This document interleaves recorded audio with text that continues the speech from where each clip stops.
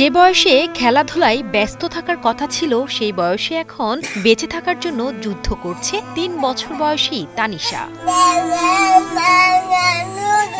আর্থিক অসচ্ছলতার কারণে শিশু তানিশার চিকিৎসাও করাতে পারছে না তার পরিবার। আমার নাতি ব্যস্ত থাকে, আর বাচ্চা বাবা দিনমজুর কাজ করে, চিকিৎসার টাকা পয়সা আমার হাতে নাই। জন্মের ২ বছর পর্যন্ত আর ৫টা শিশুর মতোই সুস্থ ছিল তানিশা।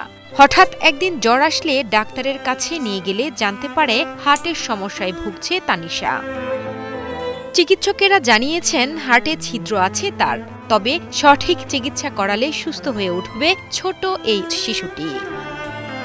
কিন্তু তানিশার চিকিৎসার জন্য প্রয়োজন ৬ থেকে ৭ লাখ টাকা, যা কোনোভাবেই জোগাড় করা সম্ভব নয় ছোট্ট শিশু তানিশার পরিবারের পক্ষে। আমার মেয়ে স্বাভাবিক ছিল, হঠাৎ করে জ্বর উঠল, তো ডাক্তারের কাছে নিয়ে গেলাম।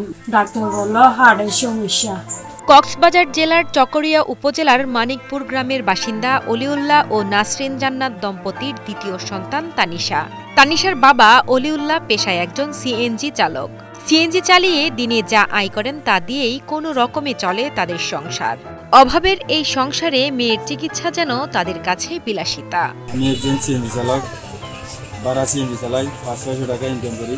আমি আমার মেয়ের দোয়াকের অপারেশন করাতে অনেক টাকা দরকার, প্রায় ৫-৬ লক্ষ টাকা।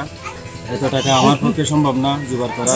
এদিকে অসুস্থ মেয়ের চিকিৎসা করাতে না পেরে মানসিকভাবে ভেঙে পড়েছেন তানিশার বাবা মা।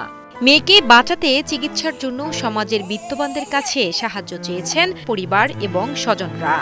আমি বাবা হয়ে আমার মেয়ের হাজারিটা আমি সহ্য করতে পারতেছি না, তার জন্য আপনাদের কাছে আকুল আবেদন যে যতটুকু পারেন, যে যেখান থেকে পারেন সহযোগিতার হাত বাড়িয়ে দিয়ে আমার মেয়েকে বাঁচান, আমার মেয়েকে আমার বুকে তুলে দিন।